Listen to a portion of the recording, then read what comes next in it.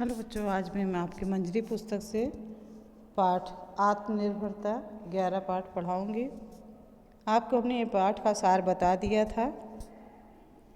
आज मैं शब्दार्थ शुरू करती हूँ। शब्दार्थ भी वैसे शायद हमने समझा दिया था। शब्दार्थ है आत्म संस्कार मीन्स अपना सुधार, आत्म मर्यादा मीन्स अपनी सीमा में रहना, स्वयं को सदाचार में रखना, उच्चाशय मीन्स ऊंचा लक्ष्य, ऊंचा अभिप्राय, बलवाई मीन्स दंगा करने वाले, जिज्ञासा मीन्स जानने की इच्छा, अंधभक्ति मीन्स बिना विचारे किसी पर श्रद्धा करना, निर्द्वंद्वता मीन्स सब तरह से स्वच्छंद, अध्यवसायी मीन्स लगातार यत्न करने वाला, उद्यमशील उत्साही। अध्यवसायी का 3 अर्थ होता है, जो आपको सरलता से याद हो जाए वो याद कर लीजिएगा। लगातार यत्न करने वाला, अध्यवसायी मीन्स उद्यमशील भी होता है, अध्यवसायी मीन्स उत्साही भी होता है। चित्तवृत्ति मीन्स मन का भाव। फिर आपका निबंध से प्रश्न है। पहला प्रश्न है, 4 ऑप्शन दिए हैं, आपको टिक लगाना है। दूसरा है 4 पंक्तियाँ दी गई हैं, उन चारों पंक्तियों का आशय स्पष्ट करना है। तीसरा प्रश्न है, उपन्यासकार स्टॉक ने अपना ऋण किस तरह उतारा। पाठ आपने अगर अच्छी तरह से पढ़ा होगा तो आपको इसका आंसर तुरंत क्वेश्चन पढ़ते ही माइंड में आ गया होगा। क्वेश्चन नंबर 4 है, समूह ख का कौन सा शब्द या वाक्यांश समूह क में दिए गए किन से संबंधित है। मतलब समूह ग में आपको विशेष व्यक्तियों के विशिष्ट व्यक्तियों के नाम दिए गए हैं और समूह ख में उन व्यक्तियों से संबंधित ऑप्शन दिए गए हैं, तो आप उससे मिलान करना है। फिर है भाषा की बात। भाषा की बात में आपको पहला है उपसर्ग। जैसे आत्म संस्कार शब्द है तो इसमें संस्कार के पूर्व आत्म शब्द जोड़ दिया गया है। इसी प्रकार नीचे आपके भाषा की बात के क्वेश्चन नंबर 1 में भी कुछ शब्द दिए गए हैं, उन शब्दों में आत्म शब्द पहले जोड़ देना है। जो शब्द दिया गया है उन शब्दों के पहले आत्म शब्द आपको लगाकर दोनों शब्दों को मिलाकर लिखना है। ठीक है। ख है दूसरा प्रश्न नंबर 2, मुहावरे दिए गए हैं, मुहावरों के अर्थ लिखना है और उनका अपने शब्दों में वाक्य प्रयोग करना है। और आप चाहे तो पाठ के आधार पर भी कर सकते हैं। मैं अर्थ और वाक्य प्रयोग दोनों भेज रही हूँ। आप चाहे तो अपने मन से भी अच्छा वाक्य बना सकते हैं। तीसरा प्रश्न है, जीवन निर्वाह समास पद का विग्रह है, यानी जीवन का निर्वाह मिलाकर जीवन निर्वाह शब्द बना दिया। सामासिक शब्द बनाने पर का कारक चिन्ह का लोप हो गया है। का संबंध कारक का चिन्ह है, अतः यह संबंध कारक तत्पुरुष समास है। इसी प्रकार नीचे दिए गए आपके सामासिक शब्दों का विग्रह करना है। विग्रह मीन्स उन शब्दों को अलग करना है। अलग करने के बाद वह कौन सा समास है उस समास का नाम भी लिखना है। कारक आपने याद किया होगा, कर्ता ने कर्म को करण से ने के द्वारा संप्रदाय के लिए संस्कृत में भी आपने पढ़ा है और पिछले साल शायद हिंदी में भी हमने आपको पढ़ाया होगा। आगे व्याकरण में एनुअल तक हम आपको समास भी समझाएंगे। फिलहाल अभी आप संबंध कारक तत्पुरुष समास पढ़ लीजिएगा। यहाँ का शब्द का प्रयोग होता अगर अलग होते तो इसलिए इन शब्दों का जब विग्रह करेंगे तो का शब्द का प्रयुक्त होगा और उसमें आपको समास का नाम और कौन सा कारक है लिखना है। चलिए फिर क्वेश्चन नंबर 4, निम्नलिखित में से प्रधान उपवाक्य तथा आश्रित उपवाक्य को अलग अलग लिखना है। विद्वानों का कथन यह कथन बहुत ठीक है कि नम्रता ही स्वतंत्रता की धात्री या माता है। सच्ची आत्मा वही है जो प्रत्येक दशा में डैश अपनी राह आप निकालती है। ये आपको फिल करना है। 5वां है विपरीतार्थक यानी विपरीत अर्थ वाले। जैसे शब्द आपको दिया है स्वतंत्रता, तो स्वतंत्रता का विपरीतार्थक शब्द क्या होगा, ये आपको ऑप्शन दिए हैं, इसमें से आपको सही ऑप्शन चूज़ करना है। चलिए अब बढ़ते हैं प्रश्न के उत्तर की तरफ। पहला प्रश्न है, इस पाठ का उद्देश्य क्या है?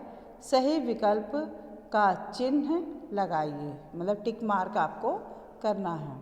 पहला ऑप्शन दिया युवाओं में नई स्फूर्ति भरना। दूसरा है युवाओं को कर्म में लगाना। ग है युवाओं को आत्मनिर्भर बनने की प्रेरणा देना। घ है युवाओं को महापुरुषों के जीवन के प्रेरक प्रसंगों की जानकारी देना।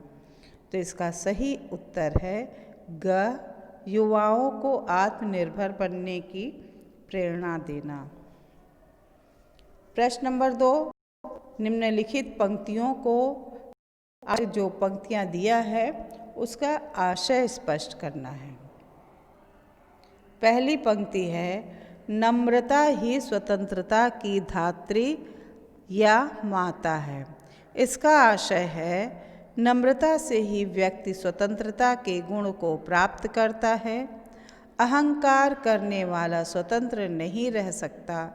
स्वतंत्रता के गुण के लिए बड़ों का सम्मान और छोटों और बराबर वालों से कोमलता का व्यवहार करना चाहिए। बच्चों, आप बड़ों का सम्मान करेंगे, विनम्र नेचर रहेंगे। अगर विनम्र नेचर है तो वही आपका संपूर्ण गुण है। तो विनम्रता के द्वारा आप बड़ों का जब सम्मान करेंगे तो बड़ों से अच्छी अच्छी चीज़ें ही सीखने को मिलेंगी। छोटों को प्यार करेंगे तो छोटे आपका सम्मान करेंगे और आपको सम्मान मिलना भी चाहिए अगर आप उस योग्य हैं। और बराबर वाले हैं तो उनके साथ कोमलता का व्यवहार करें, न कि उनसे झगड़ें अपने दोस्तों के साथ। तो नम्रता ही स्वतंत्रता की धात्री या माता है। इसका अर्थ है नम्रता से ही व्यक्ति स्वतंत्रता के गुणों को प्राप्त करता है। अहंकार करने वाला स्वतंत्र नहीं रह सकता। स्वतंत्रता के गुण के लिए बड़ों का सम्मान और छोटों तथा बराबर वालों से कोमलता का व्यवहार करना चाहिए। दूसरा है आपका, युवाओं को यह सदा स्मरण रखना चाहिए कि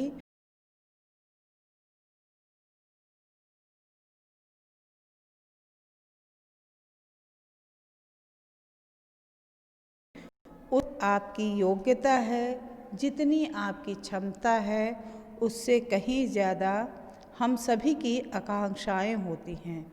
उसकी इच्छा प्राप्त करने हमें अपनी योग्यता और अपने हिसाब से कार्य करना चाहिए। इसका आशय है मनुष्य की इच्छाएं उसके साधन और क्षमता से ज़्यादा है।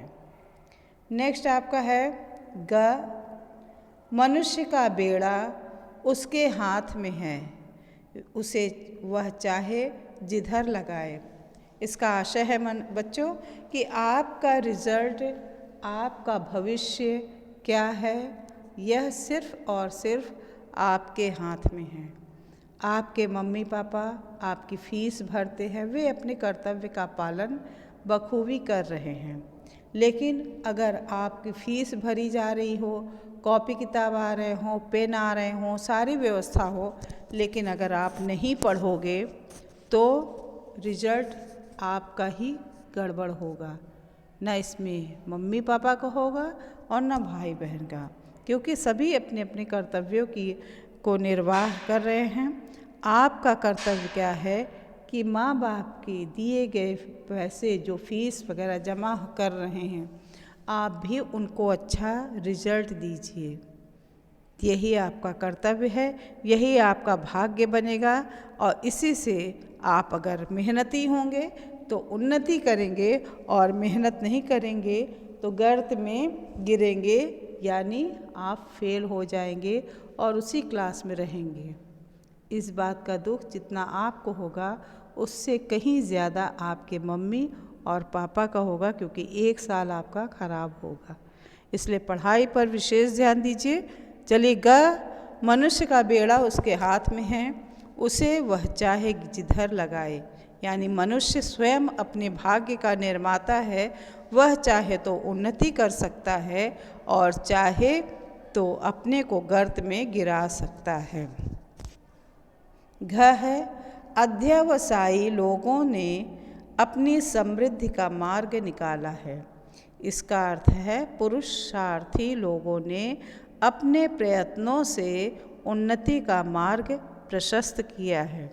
यानी जो पुरुषार्थ रखते हैं, जो व्यक्ति जिस चीज़ की चाह रखते हैं, वह अपने प्रयत्नों के, अपने कोशिशों के और अपने मेहनत के माध्यम से ही वो उन्नति का मार्ग प्राप्त करते हैं। जो आपको मैं हमेशा इसी चीज़ की शिक्षा देती हूँ, बच्चों मेहनत करो, पढ़ो, अच्छे मार्क्स ले आओ। तीसरा प्रश्न, उपन्यासकार स्टॉक ने अपना ऋण किस तरह उतारा? आंसर है, उपन्यासकार स्टॉक ने स्वयं अपनी प्रतिभा का सहारा लेकर अनेक उपन्यास थोड़े समय के बीच लिखकर लाखों का ऋण अपने सिर से उतार दिया। बच्चों, अगर स्टॉक महोदय चाहते तो वो किसी से भी सहायता लेकर और अपनी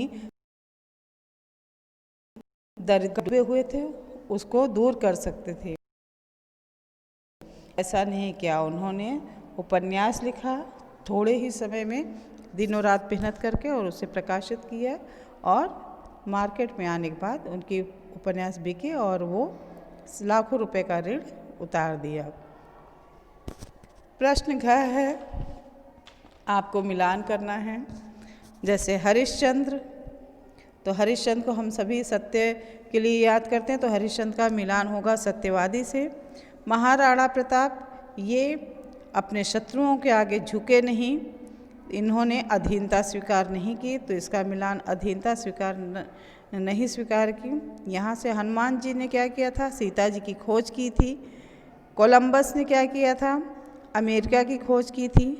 शिवाजी ने छापामार युद्ध किया था। एकलव्य बहुत बड़े धनुर्धर थे, जिन्होंने बिना गुरु के सिखाए उन्होंने एक विशेष योग्यता प्राप्त की थी धनुर्धर की, धनुर्धारी। अर्जुन का नाम तो सभी लेते हैं, अर्जुन को तो द्रोण ने सिखाया था, और अर्जुन ने भी दिनों रात मेहनत की थी, लेकिन उनके प्रत्यक्ष गुरु थे द्रोण। एकलव्य ने सिर्फ गुरु द्रोण को अपना गुरु मानकर और स्वयं ही अपनी प्रतिभा का प्रदर्शन किया था। चलिए, अब भाषा की बात से आत्म संस्कार का जो हमने बताया था, इसमें आत्म उपसर्ग है।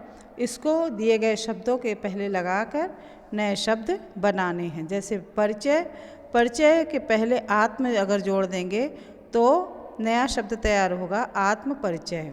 ऐसे चिंतन, चिंतन के पहले आत्म शब्द जोड़ देंगे तो आत्मचिंतन बन जाएगा।